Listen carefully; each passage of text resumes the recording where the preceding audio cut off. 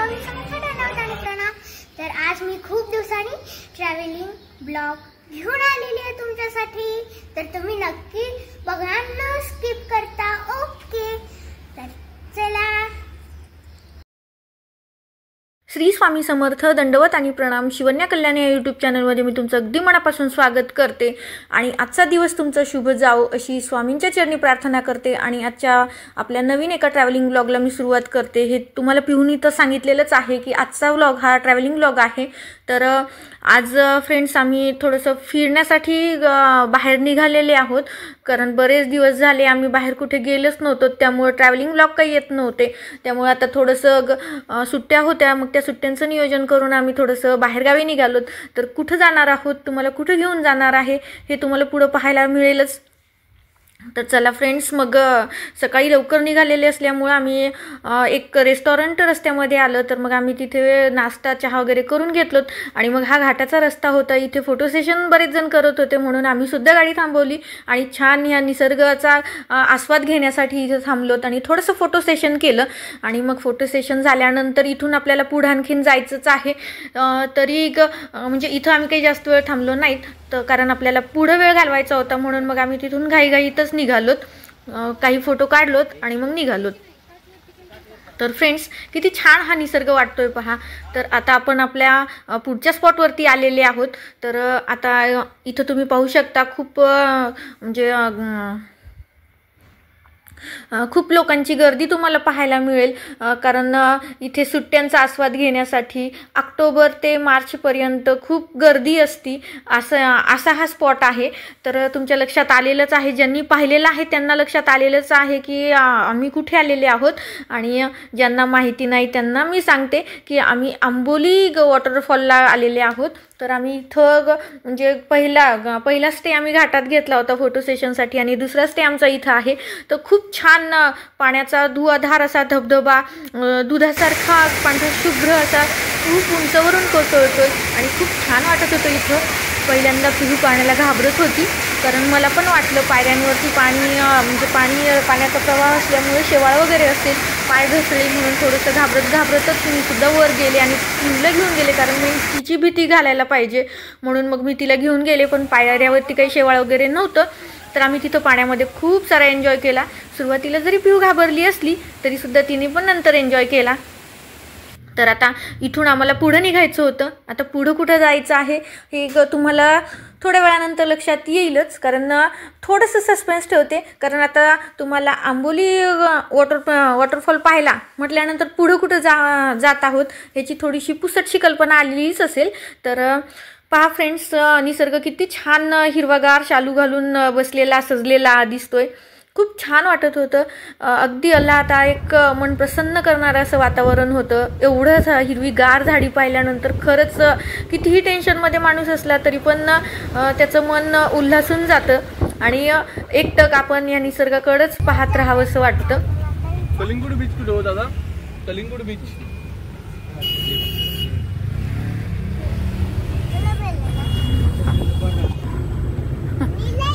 ती सांगायची हो तुम्हाला, तिला रिस्पॉन्स करा कोणी।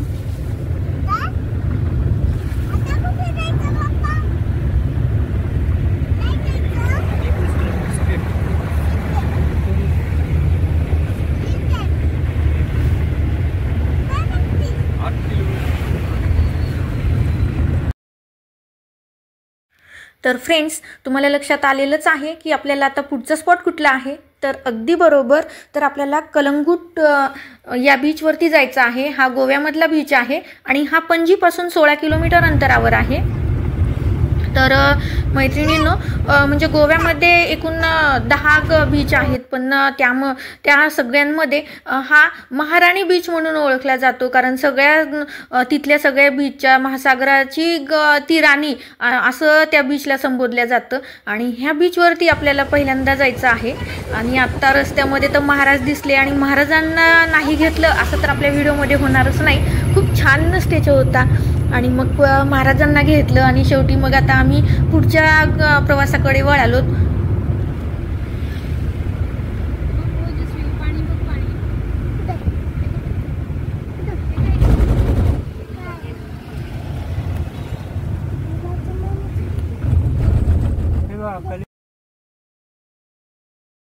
तर फ्रेंड्स त्या कारंज्या वगैरे खूप छान, म्हणजे बऱ्याच रस्त्यामध्ये खूप छान छान व्ह्यूज होता, परंतु ते सगळं आम्ही रनिंगमध्ये शूट घेतलं कारण म्हणजे आपल्याला मेन स्पॉटला जायला वेळ होतो आणि वेळेची मर्यादा आहे, त्यामुळं रनिंगमध्ये जेवढं काही चांगलं वाटलं तेवढं न थांबता ते शूट घेण्याचा मी प्रयत्न केलेला आहे. आता आपण बीचच्या अगदी जवळच आलेले आहोत. आता तिथं गेल्यानंतर पहिल्यांदा आता जेवणाला खूप उशीर होईल आणि लहान लेकरं सोबत आहेत म्हणून आम्ही पहिल्यांदा तिथं जेवण आवरून घेतो आणि जेवण झाल्यानंतर मग रूमचं वगैरे फिक्स करून नंतर मग आम्ही थोडंसं फ्रेश होऊन नंतर बीचवरती जाणार आहोत. तर मी थोडक्यात तुम्हाला बीचची तोपर्यंत थोडीशी माहिती सांगते जी मला तिथं मिळाली. तर स्पोर्ट्स हे खूप छान आपल्याला पाहायला किंवा खेळायला मिळतं कारण तिथं पॅरासेलिंग हे सुद्धा आहे. कारण जेव्हा आपण हवेत उंच उडतो त्यावेळेस म्हणजे खाली समुद्राचं पाणी, वर निळशार आकाश आणि समुद्रकिनाऱ्यावरची वाळू हे खूप म्हणजे नयनरम्य असं आपल्याला, म्हणजे आपण एका इमॅजिनेशनमध्ये जातो. थोडंसं स्टार्टिंगला भीती जरी वाटली तरी हे दृश्य पाहिल्यानंतर खूप मन समाधानाने तृप्त होतं. कारण असे वेगवेगळे आपल्याला तिथं गेल्यानंतर म्हणजे पाण्यामध्ये सुद्धा स्पोर्ट्स वेगळे खेळायला भेटतात, ज्यामध्ये विंडसर्फिंग, वॉटर स्किनिंग, फिशिंग आणि कायकिंग, सेलिंग म्हणजे हे अशा पद्धतीचे वेगवेगळे स्पोर्ट्स तिथं पाण्यामध्ये म्हणजे समुद्राच्या पाण्यामध्ये होतात. तर मग त्याचासुद्धा जे घाबरत नाहीत त्यांच्यासाठी खूप चांगला अनुभव आहे कारण त्यांना ते सगळं अनुभवता येतं. पण जे घाबरतात त्यांच्यासाठी दुरून पाहूनसुद्धा त्यांना समाधान मिळतं. तर त्याबरोबरच पुढं आणखीन तुम्ही पहा आपल्याला तिथं काय काय मजा करता येणार आहे किंवा तिथं काय काय मजा करता येईल. तर आमचं जेवण वगैरे झालं, आम्ही थाली मागवलेली होती आणि खूप छान टेस्टी जेवण होतं कारण आम्हाला प्युअर व्हेज पाहिजे होतं आणि समुद्रकिनारची गावं म्हटली की प्युअर व्हेज मिळणं अवघडच असतं. तरी आम्हाला थोडंसं फिरावं लागलं पण शेवटी प्युअर व्हेज आम्हाला हॉटेल मिळालं आणि मग म्हणजे रेस्टॉरंट मिळालं आणि मग आम्ही तिथं पोटभर जेवण वगैरे केलं आणि मग आहो रूम पाहायला गेलेले होते. मग ते रूम शोधेपर्यंत मी आणि माझ्यासोबतच्या मॅम आम्ही दोघींनी मग मार्केट पाहायचं ठरवलं. मग आम्ही लेकरं घेतले आणि मग मार्केट पाहत निघालोत. म्हणजे आम्ही शॉपिंग काही केलेली नाही पण सुरुवातीला म्हणजे आहो येईपर्यंत आम्हाला काही आवडलं तर सिलेक्ट करता येईल या उद्देशाने, म्हणजे आमचा वेळ जाणार नाही या उद्देशाने आम्ही सगळे शॉप तिथं पाहायला सुरुवात केली. तर पहा शॉपमध्ये खूप छान छान सामान होतं कारण बीचवरती गेल्यानंतर तर मग आपण तिथं खेळण्यातच रमतो, त्यामुळं हा वेळ मिळाला रूम मिळेपर्यंत. म्हणून मग आम्ही पूर्ण म्हणजे शॉप पाहिले. खूप छान छान वेगवेगळे ड्रेस, ज्वेलरीचे म्हणजे वेगवेगळ्या प्रकारची दुकानं होती. तर ही दुकानामध्ये म्हणजे ही शॉप चालवणारी जवळपास म्हणजे काश्मीर, राजस्थान, तिबेट आणि इंडोनेशिया म्हणजे इथली ही म्हणजे शॉप चालवणारी लोक असावीत असं म्हणजे त्यांच्या भाषेवरनं त्यांच्या लुकवरनं असं वाटत होतं. आणि एक दोघाला मी विचारलं पण तर ते इंडोनेशिया इथून होते. तर अशा प्रकारचे इथं म्हणजे बिझनेससाठी म्हणजे शॉप चालवतात लोक आणि ही म्हणजे रस्त्याच्या दोन्ही साईडनी हे शॉप आपल्याला पाहायला मिळतात.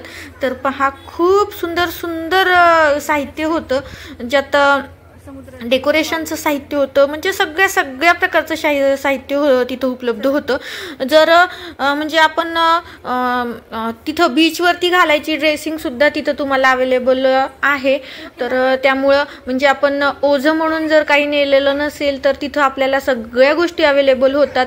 आणि ह्या बीचवरती शक्यतोपर्यंत म्हणजे शक्यतः ख्रिसमसच्या काळामध्ये किंवा न्यू इयर सेलिब्रेशनसाठी तिथं मोठ्या प्रमाणात जास्त क्राऊड असतं, म्हणजे खूप गर्दी असते कारण हाच सीझन तिथं खूप छान वाटतं असं म्हणतात.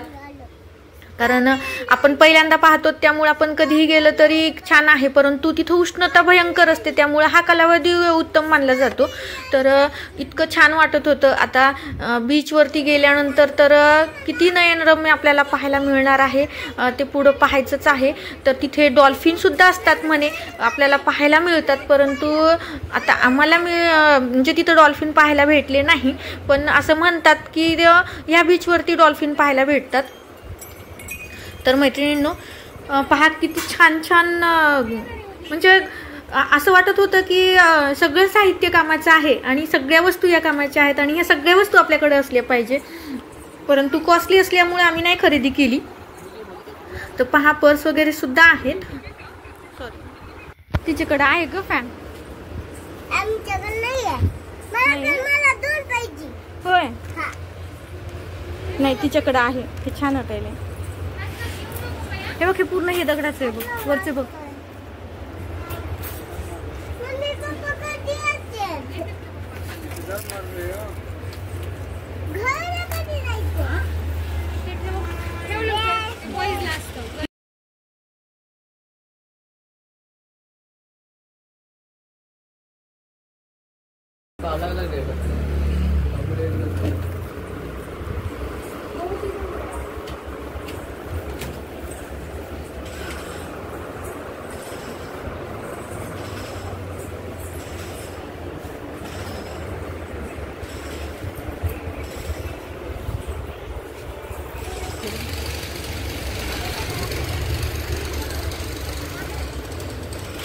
पण हे ठेवायला सामान जड आहे,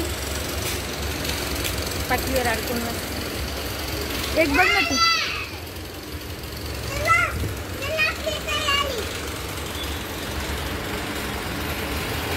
दुसरं बघ.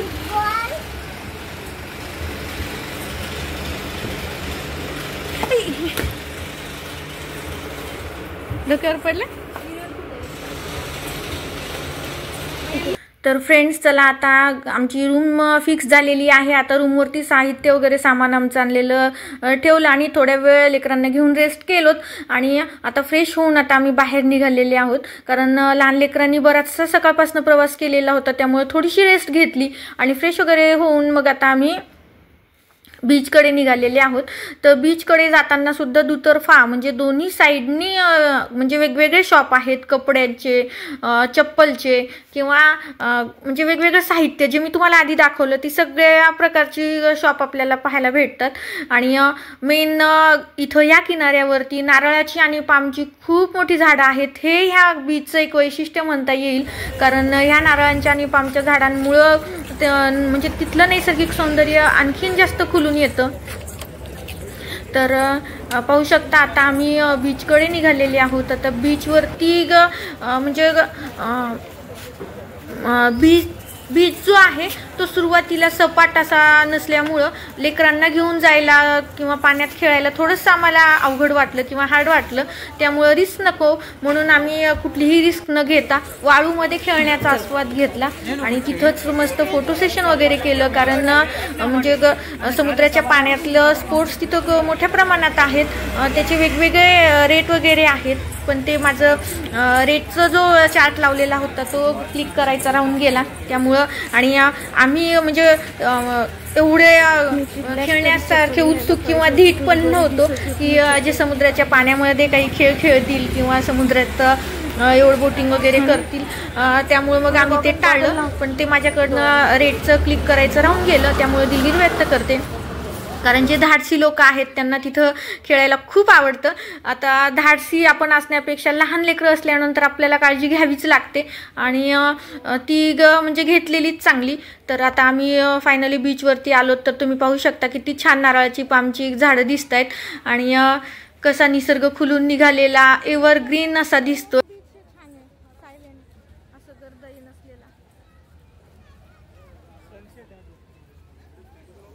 तेच एक सेंटेन्स. हे बघ आपण पुण्याला गेलो तिथं गाई होते आणि इथं बैल आहेत बघ, है ना. नाही तर मुंबईच्या सगळ्या बीचला कावळे आणि कबुतरच बघून घ्या. पुण्याच्या ह्याला आम्ही गाई पाहिल्या, इथं बैल पाहिलं.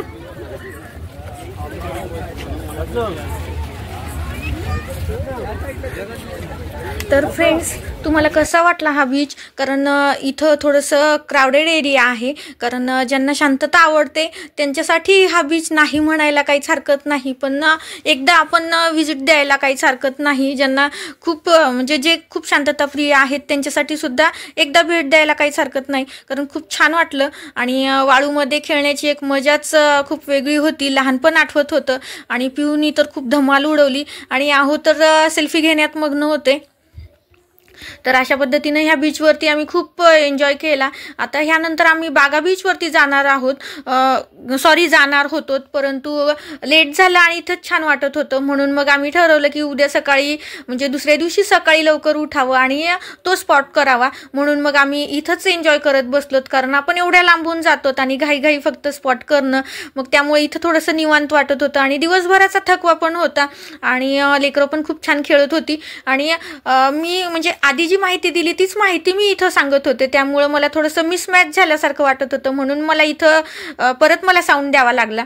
तर पहा, इथल्या बीचचा व्ह्यू पहा, समुद्राचा खळखळणाऱ्या लाटा पहा, म्हणजे अगदीच स्पष्ट दिसत नसल्या तरी खूप छान वाटत होतं, कारण कॅमेरामुळे कॅप्चर व्यवस्थित होत नव्हतं, तरी पण मला जमेल तसं मी प्रयत्न केलेला आहे. पहा, पिहूची खूप धमाल चाललेली होती आणि मॅमचं सरांचं सुद्धा फोटो सेशन चालू होतं. तर मग आम्ही संध्याकाळ होईपर्यंत इथं बसलोत आणि इथली संध्याकाळ म्हणजे एक अनोखी संध्याकाळ म्हणायला काहीच हरकत नाही, कारण इथे बार वगैरे पण आहेत, त्यामुळं म्हणजे रात्री 10पर्यंत फॅमिली थांबण्यासाठी ठीक आहे, कारण 10च्या नंतर इथं बार वगैरे आणि ड्रिंक वगैरे करणारी लोक जास्त आपल्याला इथं पाहायला मिळतात. म्हणजे जे पार्ट्यान वगैरे करतात त्यांच्यासाठी रात्रीची वेळ ही म्हणजे राखून ठेवल्यासारखीच आहे म्हणायला काहीच हरकत नाही. तर पहा, आता आम्ही संध्याकाळी निघालोत. आता रूमवर जाण्याच्या आधी परत एकदा जी शॉप पाहिलेली नव्हती ती शॉप पाहून घ्यावं म्हणून आम्ही या शॉपवरती आलोत. तर इथं पहा किती छान शंख होते, शिंपले होते, खूप मोठं असं शिंपलं होतं, म्हणून म्हणजे माझा मोह आवरला नाही, कारण आधीचं मी खूप तुम्हाला शॉप दाखवले, परंतु ह्यातले वेगळं पण पाहून मला मोह आवरला नाही, त्यामुळे मी इथं पण परत शूट घेतलं. तर तुम्ही पाहू शकता, कारण पाहिल्यानंतर सुद्धा एक डोळ्याला समाधान मिळतं किंवा एक आनंद मिळतो. तर तो आनंद तुम्हाला पण मिळावा म्हणून मी परत हे शूट घेतलं. तर पहा, इथं मिरर सुद्धा शंख शिंपल्यांचं डेकोरेशन असलेले वेगवेगळ्या शेपमधले मिरर होते. खूप छान साहित्य होतं. बऱ्याच गोष्टी मला क्लिक करता आल्या नाही, त्यामुळे मी खरंच दिलगिरी व्यक्त करते, कारण वेळेचा अभाव येतोच, त्यामुळं जेवढं मला सहज शक्य होईल त्या पद्धतीने मी शूट घेतलेलं आहे. आणि तुम्हाला जर आवडलं तर नक्कीच लाईक करा आणि खूप शेअर करा. तर आता उद्या आम्ही कुठं जाणार आहोत ते उद्याच्या म्हणजे व्हिडिओमध्ये तुम्हाला कळेलच. आजचा व्हिडिओ जर आवडला असेल तर नक्की लाईक करा, शेअर करा आणि आपल्या चॅनलवरती नवीन असाल तर सबस्क्राईब करायला विसरू नका. तर मैत्रिणींनो, आता हे शॉप झाल्यानंतर आता आम्ही लागलीच रूमवर जाऊन रेस्ट करणार आहोत, जेवण वगैरे करायचं बाकी आहे. तर चला, अशाच एका नवीन व्हिडिओसोबत